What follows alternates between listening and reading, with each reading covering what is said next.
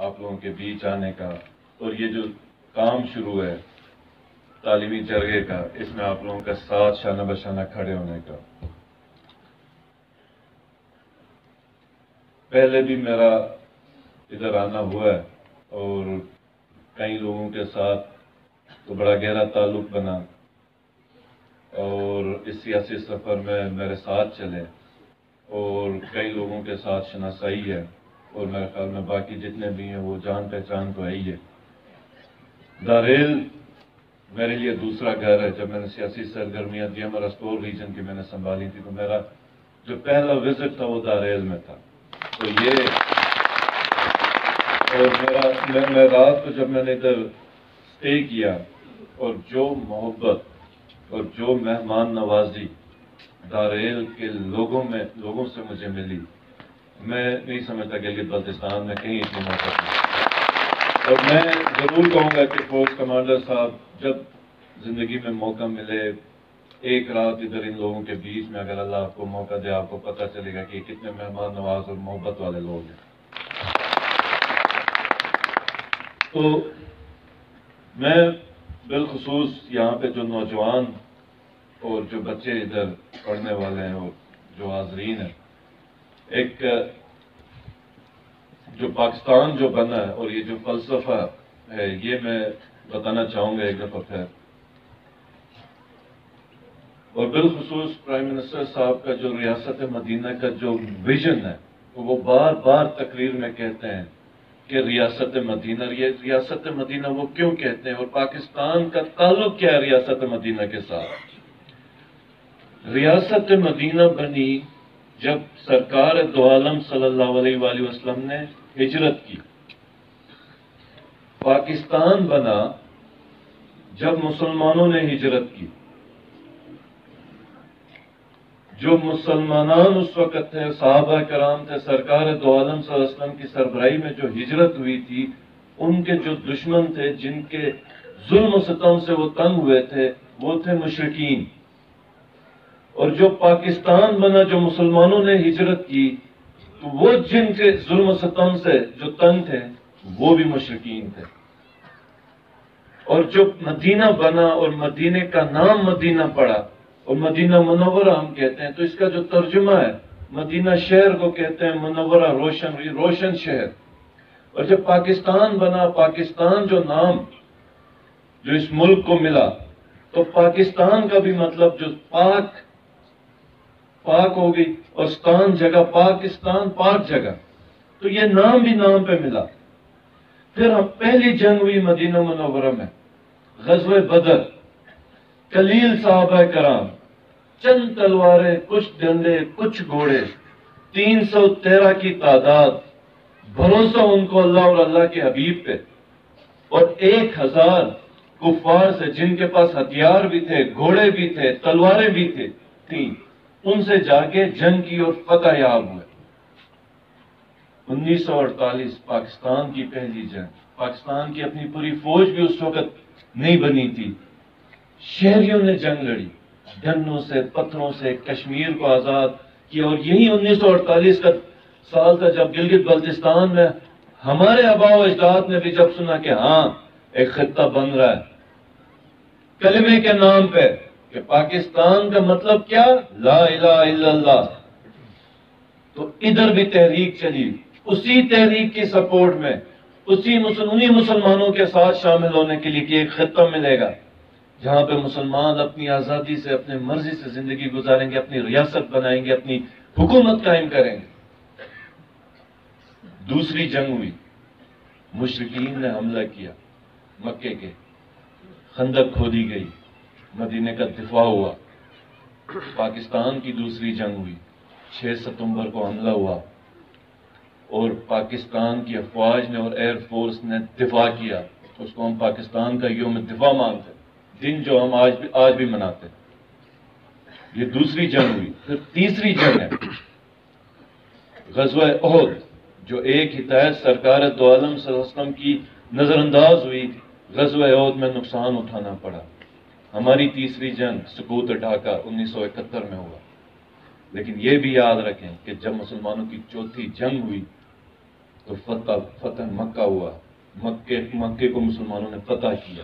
اور یہ بھی یاد رکھیں کہ یہ میرا ایمان ہے کہ انشاءاللہ تعالی جب چوتھی جنگ ہوگی دہلی میں پاکستان کا پسند لہرا جائے گا.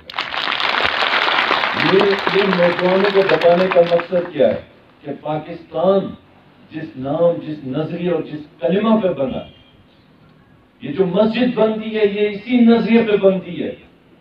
یہ پاکستان جو بنا، یہ سرزمین، یہ چپا ایک ایک انچ یہ مسجد کے نام پہ، مسجد کے نظریے پہ بنا. اب میرا آپ سے ایک سوال ہے کہ ہم سب الحمدللہ مسلمان ہیں، اور پھر سرکار دو عالم صلی اللہ علیہ وآلہ وسلم کے تعلیم اور علم کے بارے میں واضح حدیثیں ہیں. آج ہمارا تعلیمی جرگہ ہے. علم حاصل کرنا مرد عورت پر فرض ہے، یہ حدیث ہے.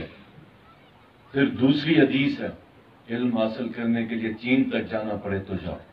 اب یہاں پر میں ایک توجہ چاہوں گا آپ لوگوں کی کہ اگر دینی علم ہوتا تو مرکز تو مدینہ تھا، چین کا کیوں بتایا گیا؟ چین کا کیوں بتایا گیا؟ تو علم سب سے افضل علم قرآن پڑھنا پڑھانا، اس کے بعد طب، اس کے بعد ہر وہ علم جو اللہ نے تخلیق کی ہے، جیسے ایٹم ہے، سائنس ہے، یا اور کوئی چیز علم خالق اللہ، دریافت جو جستجو کرے گا. قرآن میں ہے کہ یہ کائنات اللہ نے بنائی ہے، اس میں نشانیاں غور کرنے والوں کے لیے. تو جو غور کرے گا، جو جستجو کرے گا، جو اس علم کے رستے کو حاصل کرنے کے لیے، اللہ پھر اس کو علم عطا کر دے گا. پھر اس کو کئی دروازے کھول دے گا علم کے، ایسے ایسے کہ دنیا حیران ہوتی ہے. تو یہ سب علم اللہ کی ہی تخلیق ہے. اور ایک اور حدیث ہے کہ جہاں پر بھی علم ملے، علم کی کوئی بات ملے، مومن کی کھوئی ہوئی میراث سمجھ کے اس کو حاصل کرو. تو اب میرا آپ لوگوں سے ایک سوال ہے کہ جب آج مجھے بتایا ادھر کہ کتنے سو سال پہلے جب بدھ رہتے تھے تو یہاں پہ یونیورسٹی تھی، علم کا گہوارہ تھا. آج ہم مسلمان ہیں، اس نبی کے پیروکار ہیں جس پہ پہلی وحی آتی ہے کہ اقرا، پڑھ، پھر حدیثیں ہیں.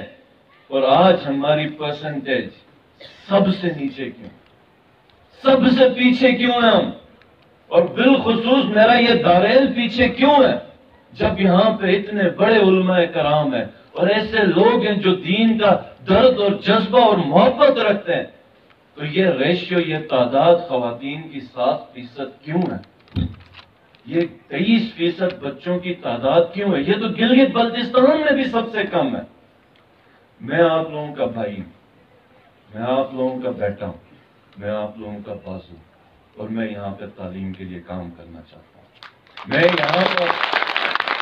یہاں پر آپ کی بچیوں کے لیے تعلیمی مراکز بنانا چاہتا ہوں. ہاں، اگر چار دیواری کی بات ہے تو یہ ہمارا وعدہ ہے آپ سے کہ جہاں پر دیواریں 6 فٹ ہیں ہم 12 فٹ بنائیں گے.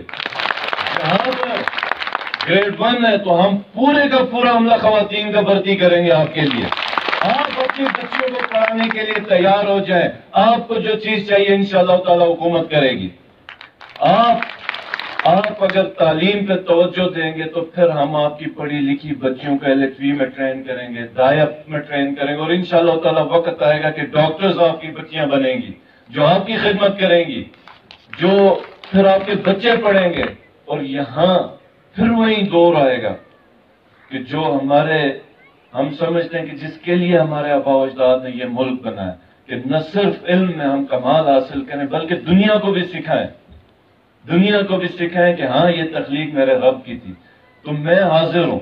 آپ نے جو ادھر کیا کہتے ہیں سپاس نامے میں جو بھی پیش کیا میں اس سے بڑھ کے کرنا چاہتا ہوں. اور میں یہ کمشنر صاحب کو کہوں گا کہ یہ سپاس نامہ مجھے آفس میں بھی پہنچائے انشاءاللہ تعالی. جتنی اس پہلی ADP سے ہی ہم سٹارٹ کریں گے اور جتنا اس کام کو ہم آگے لے کے جا سکتے ہیں. آپ کے فرنیچرز ہیں، آپ کے لیبس ہیں، آپ کے سکولز کی اپگریڈیشنز ہیں. اور PC4 یہ ہمارا پورا گلگت بلتستان کا ایشو ہے کہ انفراسٹرکچر کھڑا کیا گیا ہے اور وہاں پر جو عملہ ہے، جو टीचर्स हैं उसको भर्ती नहीं किया गया, तो जिससे मतलब जिस चीज के लिए उस बिल्डिंग पे खर्चा हुआ तो वो फायदा आवाम तक नहीं पहुंच रहा है। और इंशाअल्लाह ताला मेरा अनकरीब विजिट होगा, प्राइम मिनिस्टर साहब से भी मैं मिल रहा हूं, तो जितनी हमारे PC4 की तादाद है, मेरे ख्याल में 7,000, हम कोशिश करेंगे कि 7,000 की 7,000 मुलाजमतें गिलगित बल्तिस्तान को आएंगी और जितनी फिर आपकी कमी है वो पूरी की जाएगी।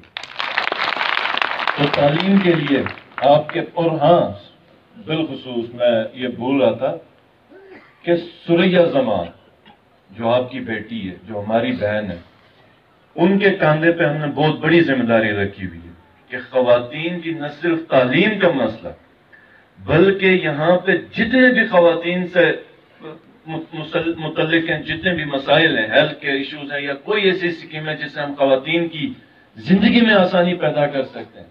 और न सिर्फ दारेल, तांगीर, दियमर और हमने बाकी तमाम अपनी जो 3 खवातीन मेंबर असेंबली की हैं उनको भी कहा कि स्पेशली सुरैया जमान के साथ कोऑपरेट करें और वो आएंगी आप लोगों की तरफ। और मुझे पता है, मैंने बताया हुआ है कि जितनी मोहब्बत दारेल के लोगों में इतनी तो मैंने कहीं नहीं देखी, वल्लाह मैंने कहीं देखी। जितनी मेहमान नवाजी आप लोग, मैं शर्मिंदा हो रहा था, मैं आखिर में कह रहा था कि बस इससे ज्यादा आप लोग ना करें, मुझसे बैठा नहीं जाएगा। और एक और चीज, आप लोगों की जितनी खूबसूरत जगह जो एक परसेप्शन है, मैं इसको भी चेंज करना चाहता हूँ। मैं डोमेस्टिक टूरिज्म को आप लोगों की तरफ लेके आना चाह रहा हूँ।